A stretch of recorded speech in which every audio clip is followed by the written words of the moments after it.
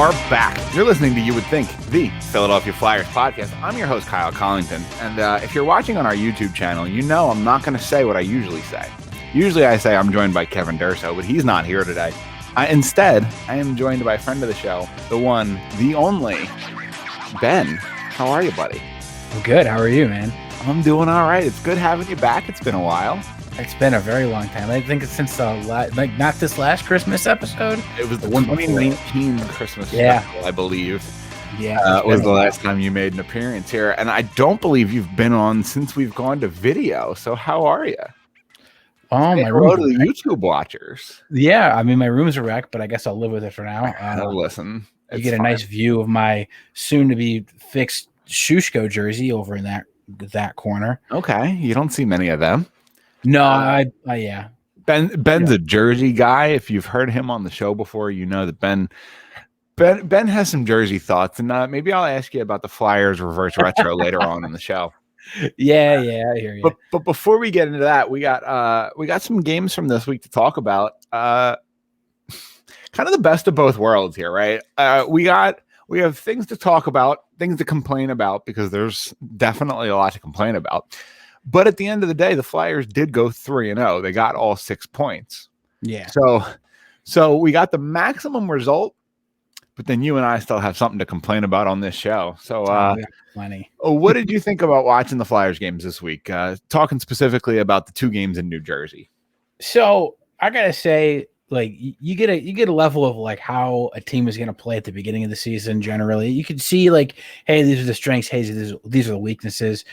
I gotta say, the last couple of games, the ones in New Jersey included, the word to look out for is like urgency. There's none. There's like zero. I was almost shocked. They come out of the gate and it's like watching your horse at a horse race come in last. Like you're like, what are you doing? Come on. You watch them. They're not winning all the puck battles. They're literally letting teams just set up. And it's funny because I'm looking on Twitter and I see all these people like, I don't understand how what are we 6-2-1? Yeah, the Flyers are in very good shape, honestly, in the division. And how? I mean, I love them because we played New Jersey twice. Yeah, that's it. Yeah, we played the Penguins before they got anything figured out, when they were even more of a dumpster fire. They had to fire Rutherford to figure that out. No, he quit. That's all. We might even talk about that, because that was a wild story that happened this week out of nowhere. Yeah. But the Flyers have played poorly, but managed to win almost in spite of themselves. Yeah. And listen, again, they don't ask how, they ask how many. And when you're getting 2 points for a win, they don't really ask how you got it. Yeah. But at the end of the day, you'd like to see a team play a little tighter, a team that we kind of expect to be contending deep into the playoffs. Well, especially they left such a great taste in our mouth from like before. Well, okay. So last playoff run, we didn't do so hot, but at the same time, like there were some excellent things to look at. I mean, obviously you're missing some of your weapons. I mean, Niskanen's not here, and he was like, I was hoping he'd be back this season. Oh yeah. Honestly, I think everybody was kind of like, you can obviously see the hole that he left and the, really terrible patch job they gave us with Gustafson. Yeah, and he's not doing it. He's not. We'll talk about kind of who has been trying to fill that role, because Phil Myers just came back from injury this evening and looked pretty okay, but he looked exactly like playing on the top pair. He looked exactly like a guy who just came back from injury, which is to be expected. He's going to take about 2 to 3 games to get his legs underneath him. So you know what? He's a young kid. He only got a couple of games in before he got hurt. There was no training camp. I expect him. He gets a little bit of a pass from me. He looked ready to go. Yeah. But honestly, I'm going to say something that might be a little controversial. With how well Nate Prosser played on Thursday, I almost would have given Phil Myers the extra day. To be completely honest with you, I wouldn't disagree with that at all. I personally would have probably – I would argue that you could have probably played Myers, but you could have sat somebody else. I mean, again, right. I truly think that Prosser should be in where Gustafson is. Again, that's just me speaking out, that's just me speaking out of turn, but I think that he looks so good. He looks good when he looks good.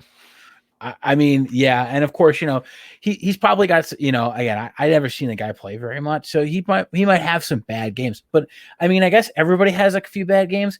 Right. Gustafson has had nothing but.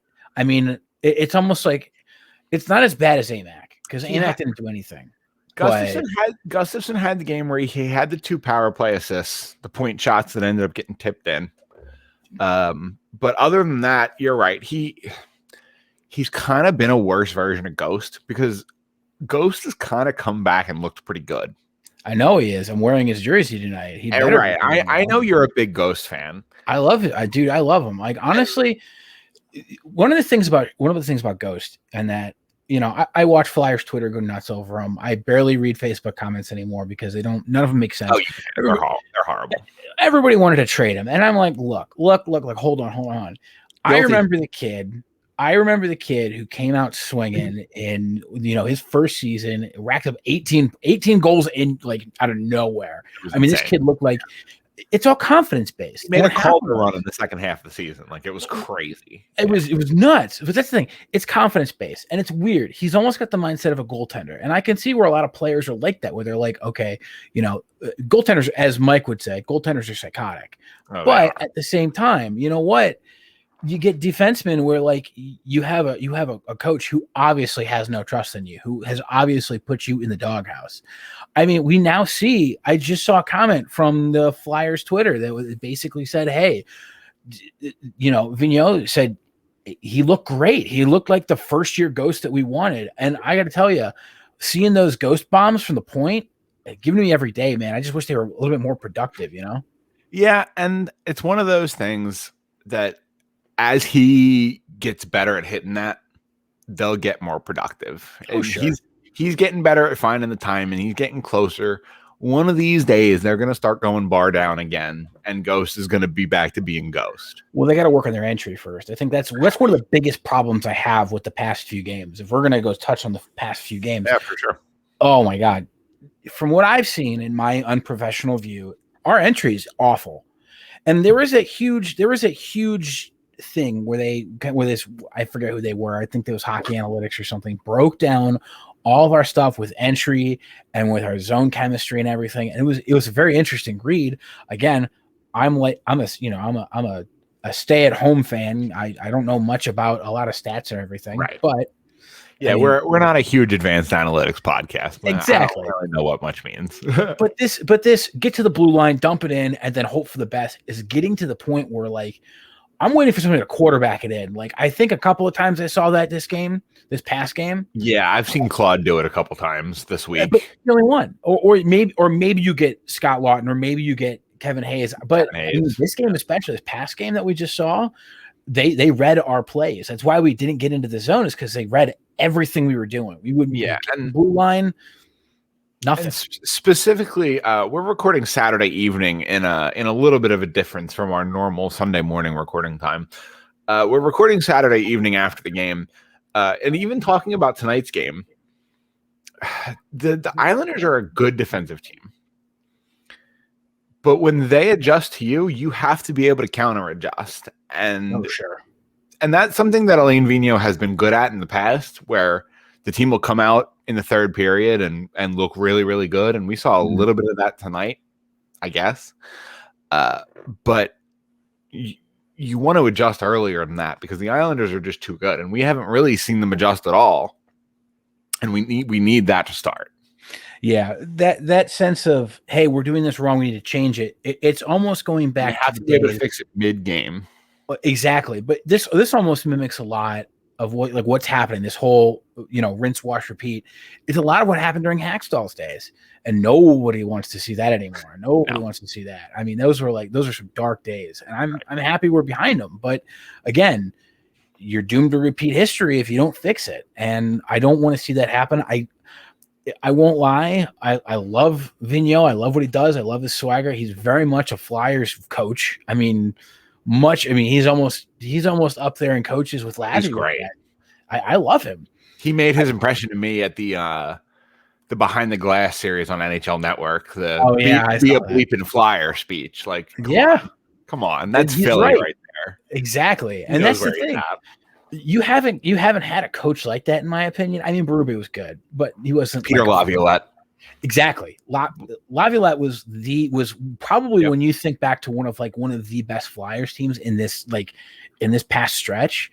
I mean, Lavi's team is so good. I don't like Michel Therrien behind the bench though. I do not want him. I do not like him. I've never liked him as a coach.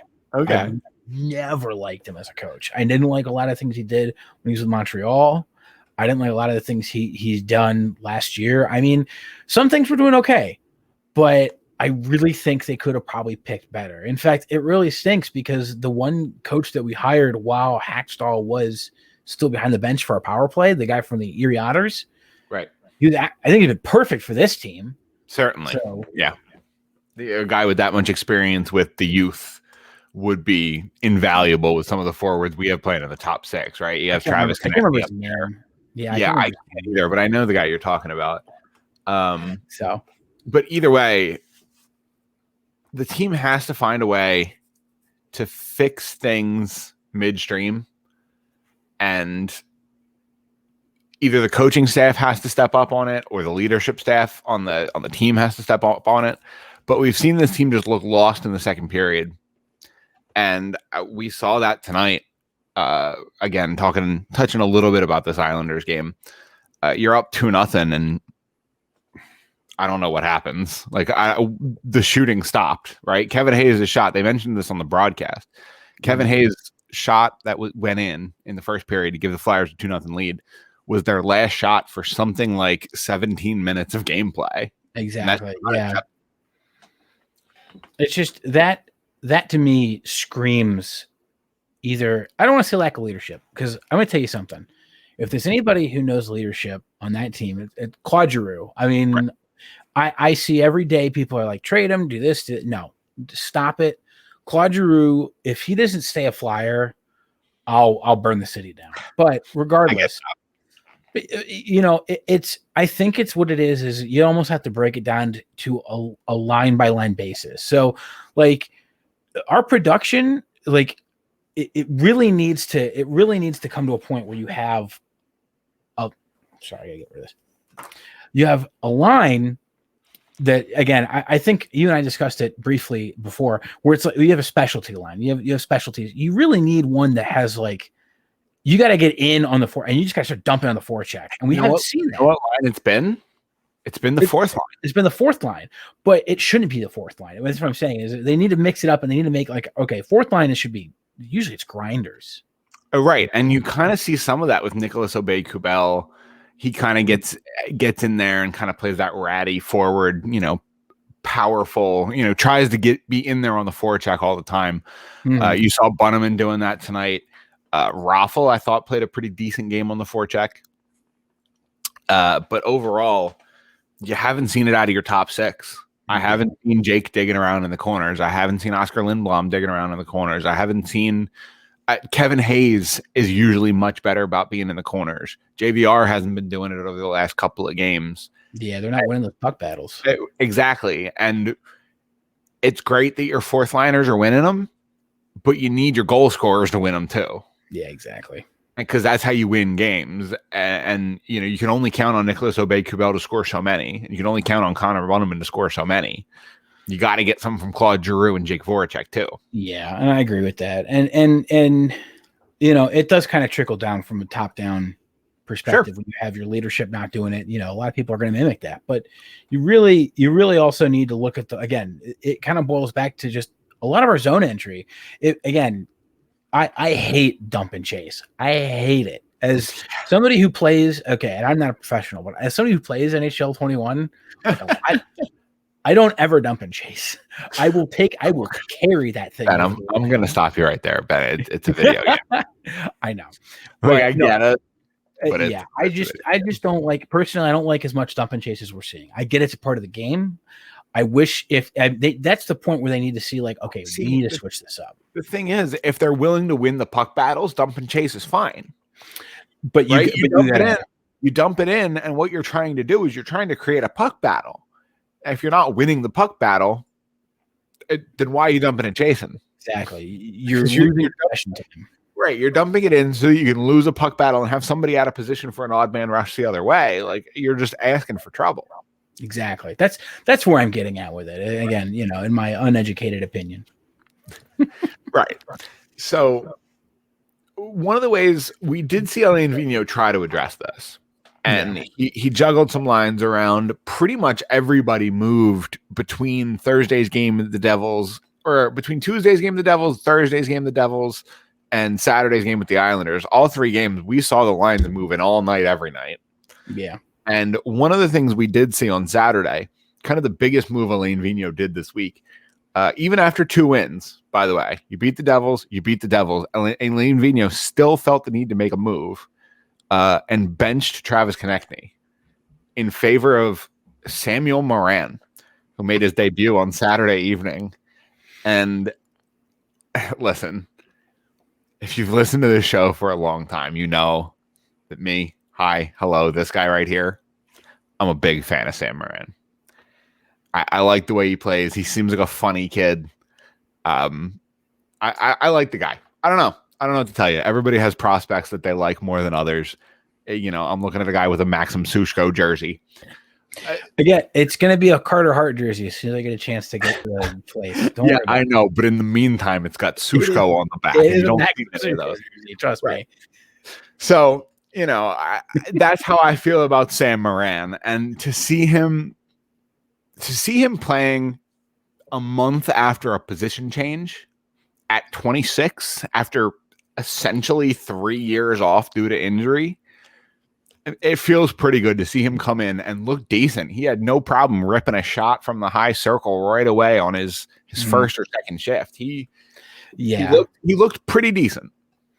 I gotta say, his build and his style a lot. I mean, I think what they had an idea from when they first drafted him is they wanted a Chris Pronger again. They tried to draft Chris Pronger too, and 3 or 4 times, and Sam Morin was probably the most prestigious example of that. Exactly. I mean, he when he steps on the ice, not just because he has my numbers, because I'll let that go, but listen, you notice him. You notice this kid, his lumbering strides. I mean, this kid is huge, massive, and he's you know what I gotta say, he's gonna be a gritty forward. I mean, to use to give a shout out to our man Gritty, but no, he's gonna be one of those like grindy forwards who are gonna go into the play, and he's gonna be the one who's gonna lumber you down because again, you got a big body, he's gonna give a big hit, right? And he might not get a lot of goals. I mean, am I gonna say I was super impressed with his beginning tonight?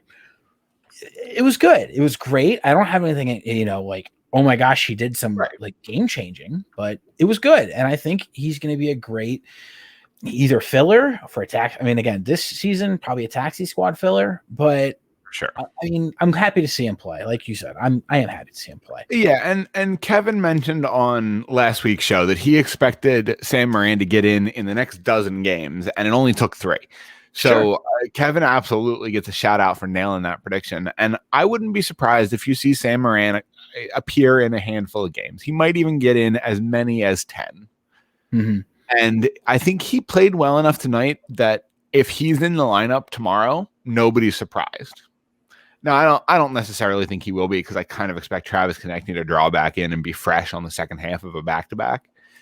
And I think that's another reason that you saw him sit tonight. But I think if Sam Morin was in the lineup in favor of, say, a Connor Bunnaman or even a Nicholas Aubé-Kubel, I don't think I would be all that against it. I think he earned himself the right to try again. Yeah. No, I agree with you completely. Actually, I'd love to see him back on the ice. I'd love to see what he can do. I want to see him get a little bit more minutes. So we got a sampling size. I don't know what the final total for his minutes were. I think it was like 10. I think if the Flyers are still up 2-0 in the third period, he's playing a lot more. I think the fact that it's a tie game, it's kind of hard to keep him on the ice just because he doesn't really have the speed and he's going to get burned. Yeah. No, I agree with you on that one too. Especially because he's not used to carrying the puck like a forward needs to be. Yeah. And he even said like he's just got to find himself in position. When he did that midway interview, he even said like, just trying to find my way through the ice and Again, it's going to take him a couple of games. Like, trust me, he's not used to being that far up on the forecheck. Oh my gosh! I mean, he's in foreign waters, man. That's part of what I'm actually really excited about too. Is you mentioned that. I mean, he'll fire it from the point, and from the preseason, I remember watching him, and I remember seeing him. I can't remember what year it was, but he ripped one from the point, and let me tell you, I mean, he'll put some sauce on it, and I love it. And I think that if you put him in literally in the middle of the offensive zone, I mean, you put him in the slot, he's got it. Right. So I think he's got a real chance. You know how for a long time on the Bruins power play, Zdeno Chara, after Bergeron wins the faceoff, Zdeno Chara just goes directly to the net and just parks his giant goofy ass there. The best place to put it. Right. Sam Morin has the ability to fill that role. And he's probably not going to do it on power play 1 because you got JVR.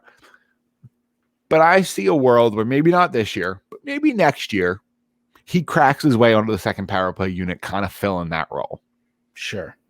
I can see it. It's nice. Okay, so this season specifically, it's nice to have Sam Morin as an option because you don't need a goon necessarily, and that's not necessarily what he is. But the fact that you have an option to bring in the giant dude who has no problem laying the body and fighting if he needs to. Yeah. Man, in a world where you're going to play the Islanders 8 times and you're going to play the Penguins 8 times and you're going to play the Capitals and the Rangers, and like you're playing the division 8 times. It's nice to have a guy who can come in and punch Matt Martin in the face. It is, and you can take Matt Martin's hits too because he was obviously Matt Martin ran right at him. Oh yeah, you knew he was on the ice right in the first period. He came up and gave him a little shoulder tap and, hey buddy, I see you out here, and you watch me and I'll watch you, and we'll yeah, and that's pretty much we'll go if we have to. Yeah, and that's the way it's gonna go. But again, having that big body on the ice is a really good thing to have, in my opinion. Again, having him out there, being able to throw it around. Not afraid to get in the crease either. I mean, that's great, and we know he's got a shot. Again, I've seen him in preseason, but for sure, and you don't necessarily need him every night because you can be a speed team, and I think the Flyers kind of want to be a speed team, but you have the option, especially in a season where we're going to see a lot of back-to-backs in the same city. God forbid something happens in game 1 and you need a little bit of beef in your lineup game 2. Hey, Sam, we got some work for you, buddy. Completely agree. And you don't need it every night because, again, you want your talent, right? I'd rather have Travis Konechny in the lineup 99 times out of 100. But when I want Sam Morin, it's nice to be able to have Sam Morin. No, I agree with you. And again, I like him. For sure. And I really hope that he gets another shot soon, and that even if it's not at the expense of a guy like TK, again, I think he did enough that he has earned a shot soon over a guy like Bunneman, for example. Sure, I can understand that. Yeah. Now, let me ask you a question, just a follow-up question. And this is like a theory that I thought of like when they first announced this whole thing, when they first announced, hey, we're going to switch him over to left wing. Obviously you and I were taken aback. Like, that's interesting. Do you think that maybe this is to create him as trade bait in some ways?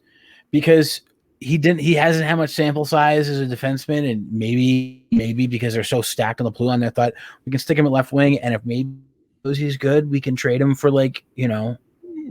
Yeah, see, the thing is, he's 26. Yeah. Or 25. He's quite old for a quote unquote prospect. It was really more about all the blue liners that the Flyers have and who's he jumping at this point, right? He's not jumping Sanheim. He's not jumping Myers. He's not jumping Provorov. He's not jumping Hag, probably. Like, best case scenario, he's Robert Hag, and you already have Robert Hag. So by switching him over to forward, you're just a little bit less deep at forward, kind of moving forward. I didn't mean to say forward that many times, but you know what I mean. But you just give him more of an opportunity to crack your lineup, because I don't think, I don't know. AV's mixed the defensive core around so much that if Sam Moran was a defenseman, he might have gotten in at this point. But like he probably wouldn't have, because you have Prosser, because you have all these guys kind of floating around. You know, Gustafson's there, Gostisbehere's there. The Flyers have 8 or 9 defensemen at this point. Friedman's floating around. I think they just needed another forward more than they needed another defenseman. It makes sense. Do you remember when our blue line was like stacked with prospects, and now we're like, oh no, what are we doing? Well, I mean, we still kind of have that. You still have your guys coming out of college, and you still have like plenty of talent. Cam York is still, you know, sitting in the pipeline, and he's going to be a stellar addition, right? In 3 years, your top 4 is very likely to be Provorov, York, Sanheim, Myers. I'm actually excited for that. Right. And it's going to feel a lot like the Nashville Predators defensive core that had Ryan Ellis and prime PK Subban and Roman Josi and Matthias Ekholm. Yeah. And people are talking about it like it's the best defensive core in the NHL because it was. It was. And the Flyers, I'm not necessarily saying that the Flyers are going to get there, but if these 4 guys pan out like it looks like they're going to pan out, and I'm pretty confident about Provorov, Sanheim, and Myers at this point. So basically, if York pans out like it looks like he's going to pan out, your defensive core in 3 years is going to be nasty. You know, as long as you have everybody signed and you got Provorov locked up long-term already, you've signed Sanheim to a contract. I imagine he'll get another. Same with Myers. You know, York will still be on his ELC at that point. You're looking at a very, very good defensive core. And, oh, by the way, you still have Carter Hart behind them. And, oh, by the way, look at all this talent up front. Mm-hmm. Yeah, I mean, and that's true, too. I want to go back to just really one quick thing. For sure, absolutely.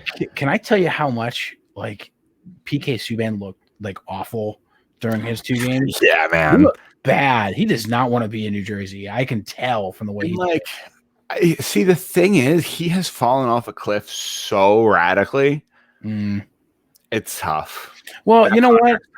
It is. And I also got to say this, too. You know what? I really think that, I mean, not to turn this into a thing about PK Subban, but like, he was a huge gleaming, like, there's something wrong here.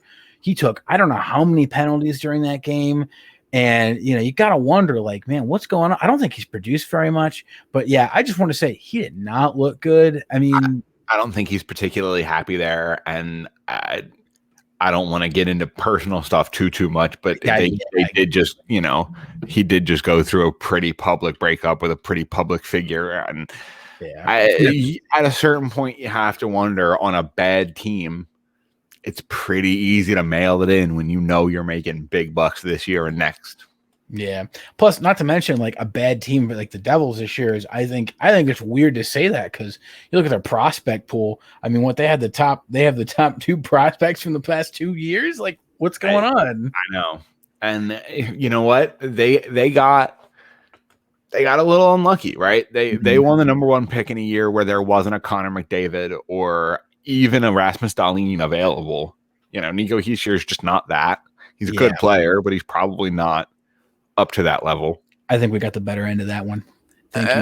We'll see. Nolan is still kind of a question mark after a full year off. Yeah, and I'm glad he hasn't exactly lit the world on fire upon returning. He's looked fine, but he hasn't been like incredible. And then a couple of years later, Jack Hughes had a really poor rookie season. And I'm personally not particularly high on Jack Hughes. I've done a lot of research on him for various fantasy leagues that I'm a massive nerd in.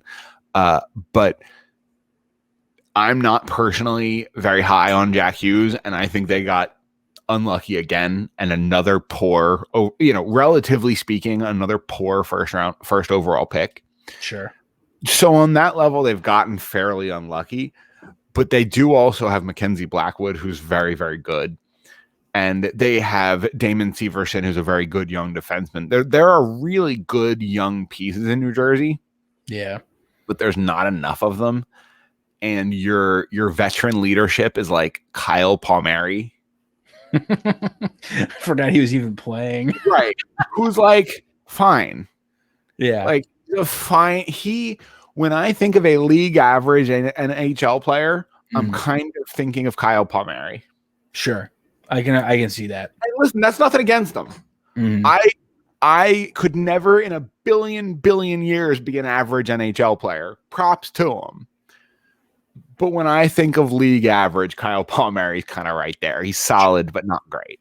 Yeah. No, I see what you mean. And that's kind of your leadership because, again, you have PK Subban, who doesn't look like he particularly wants to be a Devil or an NHL player or a hockey player at all, really. And then your forward core is a whole bunch of kids who have only, at the NHL level, only seen a team that sucks. Yeah. It's very true. I agree on those points. They'll get there eventually, but I really think Corey Schneider would have been great for this team just to be in the room. I agree with you on that one. It's good. The fact that they let him walk is brutal. Yeah, I don't even know where he's playing now, but what can you do? He signed somewhere and then retired, so it's not particularly relevant because I don't believe he's playing. But I don't know how we got here. How did we? I was talking about PK Subban. I was talking about. We played the Devils this week. Listen, it's fine. We played the Devils this week. All right. While I got you here, Flyers reverse retro jersey. So at first I wasn't a big fan, and the reason why is because there are a couple of other designs I would have totally picked over this. Like they had there was actually a really cool concept that I saw where they kind of flipped a few things with it. And it was white front, and then it had the orange show. It was really weird. I gotta find it again, but it looked a lot better. After seeing it a little bit and after seeing this whole setup, I gotta say I'm not hyper on the fence about it. But then again, I'm the same guy who, when they first came out with the anniversary jersey and the stadium jerseys, didn't you? The anniversary jersey, gold number jersey. You like that one? Yeah, I have my Jeru's in my closet. Yeah, you have a wrong opinion. Yeah, congratulations. No, I ended up liking that jersey, and then it's the same with the one that you're wearing, the Stadium Series. I like it. I think it's great. I hate that jersey with the gold numbers, dude. It looks so bad. I love it. I think it looks great. But again, I did the same thing when I first saw it, and then I just have nightmare flashbacks of 47 reflecting off that gold real bright. God, it's those like nightmares you're never gonna get rid of. I know, never ever. I had the same opinion about last year's or the last Stadium Series jerseys and the one that you're wearing too. I didn't like them either, but now I like them. I loved both Stadium Series jerseys literally immediately. I'm going to tell you right now, I'm really upset that I probably will never be able to find the last year's jersey, like in the made in Canada version, okay. like the full, because you're a jersey nerd. You want them legit. Oh, I'm trying to get rid of half my jerseys. In fact, if anybody wants to buy some jerseys, you should let me know. But yeah, I'll let you plug your stuff at the end. Don't chill now. It's fine. I'm not going to show it. I'm not even going to show that at all. But regardless, jersey wise, again, I want to see them play it. I really want to see it on the ice. I want to see how it looks. I feel like it comes together more. See, that's the thing. People buy these jerseys and I see them on people and I'm like, it doesn't look good. But you see it on the kit, like the full kit, it looks great. And I'm still pretty convinced it's just terrible. I mean, again, solid 5.5 out of 10 in my out of 10 scale. I'm legitimately thinking like 1.5 to 2. Okay, all right. It's that bad, man. Like it's down there with the Chrome logo jersey. Okay, that jersey is that jersey is hideous. That's the worst jersey in Flyers history, and this jersey's close. Oh my gosh, that was such a bad jersey. Yeah, I actually saw somebody trying to sell one of those, and they couldn't. They like lowered it to $50, and I'm like, no, nobody wants that. No, and it's probably got Michael Hanzus on the back. No, I don't. I don't remember who it had. Arian Hatcher was on that team. Man, yeah, that was a dark period. Listen, things were ugly in the post JR era. That's pretty funny though. No, I think one of my favorite jerseys that they had was the black with the white shoulders. Yeah, really like everybody knows that the 90s black third jersey is the jersey. I wish they would have brought it back, to be honest with you. That's why I was so disappointed, because the reverse retro looks like the away jersey from that year. with the white and the black shoulders. Mm-hmm. And it looks like that, but bad. Yeah. So like, not only is it so close to that black jersey, it's like that teasing, like they picked the jersey from the same color scheme, but they also screwed it up. Like it's just bad on top of bad. It's bad in layers for me. Yeah. Yeah. It makes sense. I understand it. Again, I have different opinions. I mean, people like it. A lot of people on Twitter bought it and they're like, and again, me and my jerseyness is like, don't buy it from Fanatics. No, I decided my next one is going to be a home, just like a regular home orange, because I don't have any of those right now. Now, if I can offer a bit of advice to you and to whoever decides, whoever wants to take this advice. Yeah, we can have a little bit of a jersey segment here. Yeah. The reason why is because you're also talking to somebody who used to work for a distributor for Fanatics. So I'm going to tell you right now, Fanatics is an awful company. Okay. I mean, I won't get in trouble for saying this. I don't work for that company anymore. Right. Yeah. Do not buy from Fanatics. If you can do anything, if you can go online, you can find a few places to buy. There are a couple of eBay shops that are really good. If you're going to buy a jersey, do not buy a replica. Do not do your research. Yeah. Buy a made in Canada. That's all I got to say. You buy a made in Canada jersey, you're going to get your money's worth. You're not going to have any problems. Nope. That's my jersey buying tip. Okay. We know that when it comes to hockey jerseys, Ben's the answer. Like, if you guys don't know, at Benny the Jet 55 on Twitter, we'll throw that out at the end of the show too. Yeah, and if you have any questions on if a jersey's not real, or you're not really sure if you want to get this one, or if you think it's a little too expensive, I'm not an expert, but I will tell you. If you have any questions in the world about pipe cleaners. But no, seriously, if you have any questions on if it's a legit or if it's a good price and you have no idea, please you can shoot me a tweet. I don't care. All right, let's circle back to the Flyers.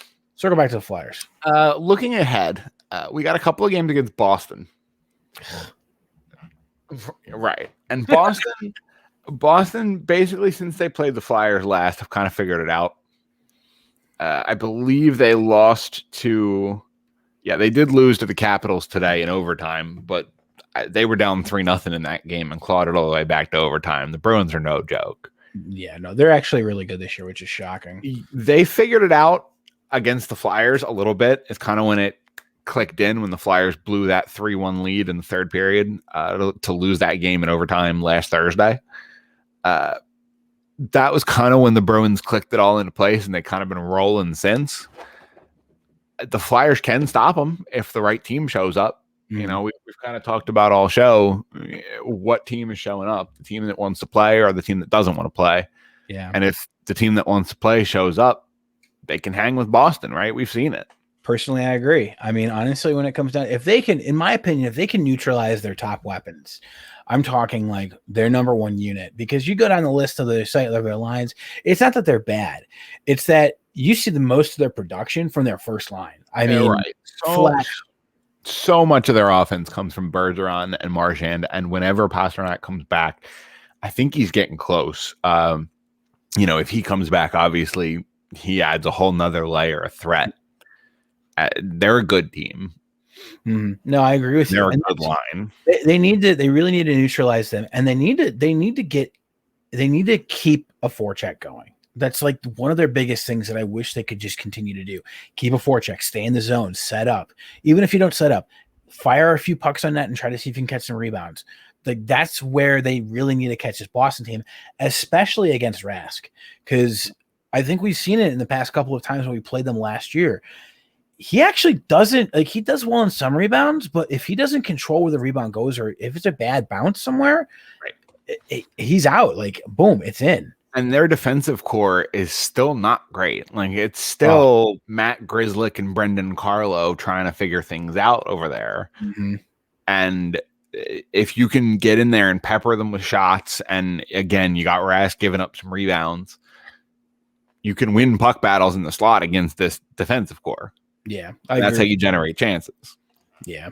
Well, one of the things they also need to do is they need to bring back, because we saw them beat a very similar Boston team, last year, right before, like, when they did that game stretch, that round robin. Yeah. We saw them beat this team, and they did that by doing exactly what I was just saying. They got in there, they buzzed early, And what they also did, which is something that they also haven't been doing, is that neutral zone shutdown.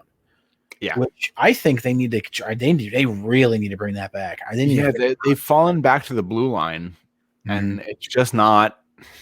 Teams are gonna break through, and if you have two layers of defense, right? If you have the red line and the blue line, you got a better chance. Yeah. But the fact that they're all lining up at the blue line and they're getting busted through like bowling pins, and it's just you're giving yourself, you're putting yourself in a corner. Yeah. Right off the start. Yeah, agreed. And that's something that they really need to fix. They need to bring back that neutral zone shutdown, become that team that was like one of the least scored on or shots on goal teams. You remember that statistic they talked about the other day? Be that team again. Be the team where it's hard to score on. Especially when they're up a couple of goals. Because I feel like that was definitely the factor tonight, is they took their foot off the gas pedal, and it's pretty easy at that point for the other team to put their foot on the gas pedal and catch you. And by the time you realize they catch you and put your foot back on the gas pedal, they're already gone. Because they'll see it. Oh, they'll see that completely. I mean, they did. They saw that. They took advantage of it. They set up in the zone at least twice in one period without a power play. Right. And again, that's kind of what led to the Flyers going 17 minutes without a shot. Yeah. And you're lucky it didn't burn you. And if the Islanders had more than just Matt Barzal, it probably would have burned you tonight. And I agree with you. Barzal had a couple of great opportunities, but if they had players with a little more talent, if Anders Lee had a little bit better of a shot, if some of these guys, if Leo Komarov had a better shot, if Leo Komarov is a more talented scorer, sorry, Leo, but if Leo's a more talented scorer, he finishes that little 2-on-1 there in the third period. You know the one I'm talking about. Exactly what you're talking about. And if that's the case, all of a sudden, the Islanders are in the lead, homie. Now you're playing from behind. Now you're playing catch up. Now you're struggling to get, back in the game. Yeah. And it's difficult too when you have players like Mayfield who are becoming prolific a little bit. And he was a problem tonight. He was. I mean, honestly, this dude, I remember seeing him when he was on the Bridgeport Tigers, I think it's the Bridgeport Tigers, when he used to come into town in Cleveland to see the AHL games. I remember seeing him. He wasn't a blip on a radar. Like no. He didn't play that high, and he cracked the roster this year. Good for him. Or last year, whenever he cracked the roster, and like he's been looking good. He's been put on some points, and it's kind of crazy. But they scored tonight. He did. They need to watch that, though. And he had a couple of good chances. They need to watch those guys too, because I just feel like when they sit back on their heels and they let the teams come over and run them over, that's the player who's going to score. I don't know if you've noticed this either. Absolutely. It's those players who don't score very often. It's those players who will sit, who either it's their first NHL point. It's the ones they don't pay attention to, and they need when the defense backs off a little bit, takes them a little lightly. And that's what kills us. There's a lot of points that we can adjust, and that's definitely one of them. Yeah, and sometimes when you have a younger team, this is the kind of thing that can happen, right? You have a little bit of cockiness. Oh, this guy sucks. I can take him. I can take this shift off a little bit. Then all of a sudden, the guy's buy-in at top shelf. Exactly, and we've seen that. Right, and that's one of those things that you get burned enough times, and eventually you stop letting that guy buy you. Mm-hmm. And Alain Vigneault, if it was a regular season and you had a little more time between games, I think you'd be seeing some bag skates. Oh, sure. Because the efforts have been pretty poor at times. Mm-hmm. Again, if you're facing any team in the division other than New Jersey, you probably lose at least one of the two games this week. Agreed. If Alain Vigneault had the luxury of bag skating this team, he probably would. I would imagine at this point he's probably not, just because your schedule is so compacted. Yeah. But you got to see the effort. You do. You're not wrong. You got to see the effort. You got to see these players actually step up. And I really think that if they start seeing that spark, if they just start seeing that little bit of like, let's get going again, it's that small defensive move where you see, like, again, in this game, I saw at least 3 or 4 times where the advancing the advancing player would get past our defenseman because our defenseman was just either skating real slow, he was tired, he didn't care. But if you have that spark, if you're like, all right, I got to push this extra bit of energy to get right to the puck, create a battle, win it, get it out of the zone, you won't have them set up. Yep. Anders Lee blew by Sandheim sometime in the third period, blew right by him and pulled him right off the puck, and he did a good job of it. And it's like, you got to stop that. Right, and I think Sandheim was the end of the shift, so he might have had a little bit of an excuse there. But either way, in the third period, you got to be able to dig deep and get that guy off the puck, or at least make it messy so you can get a little bit of support.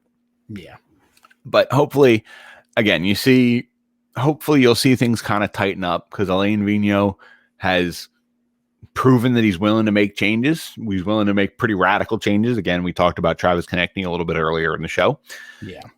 He's willing to juggle people around. He's willing to sit people. We saw the fourth line almost the whole third period on Thursday. They were out there the whole third period because they were the only line that cared.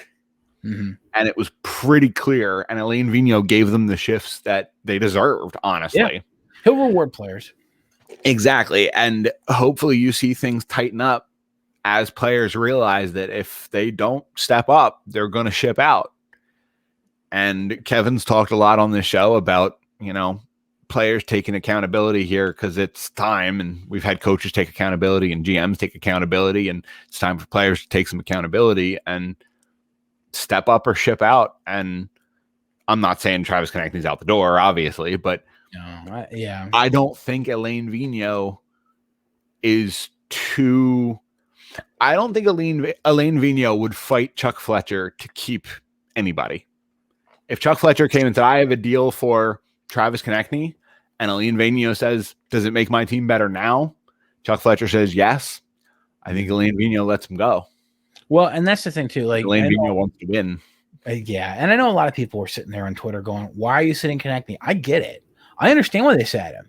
It's not even the fact that he's playing terribly. Like, terribly is like, again, if you want to talk about a player playing terribly, that's Gustafsson. But again, that's a different thing. Sitting Konechny is sitting somebody who obviously has produced. I mean, he's what does he lead the team in goals right now? He's got 5 goals. Tied for second in the league in goals. He's got 5. The league lead is 6. Exactly. And you know what? Sitting him sends a message. And obviously the message worked to the first period. For sure. It worked to the first period. You said you saw the jump, and you saw it. And you know what?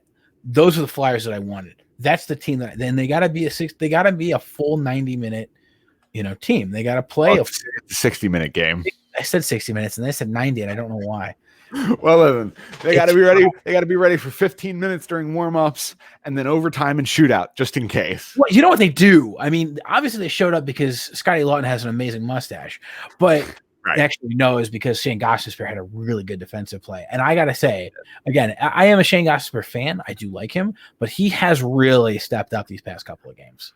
Definitely. And I'm super excited to see how he plays against Boston because he was not in the lineup for the last set against Boston, or he wasn't looking as good as he currently is. He's definitely stepped his game up recently. And I'm excited to see how he looks against Boston. Mm-hmm. And you will be able to hear me talk about those Boston games on the post game here on the YouTube channel at YWT Podcast. Make sure to follow us over on Twitter at YWT Podcast too. Let me we'll scroll up here.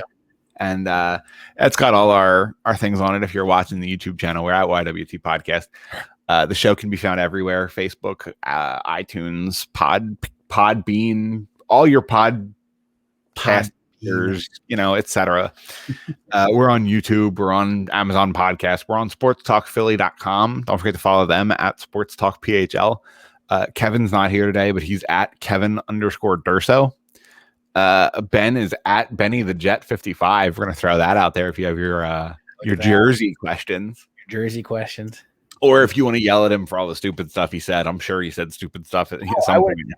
I'd probably have said some terrible things. I mean, this is my first podcast in years, man. I'm rusty. Well, listen, I think you've done a fantastic job, and I would love for you to come back as soon as humanly possible.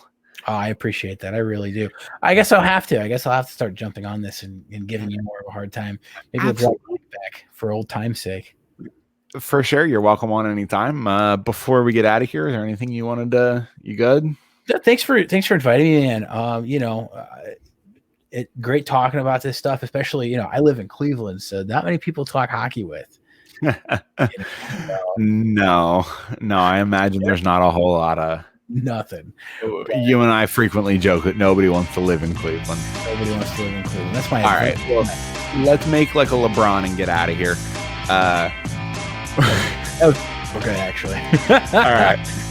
All right. We'll see you folks next week.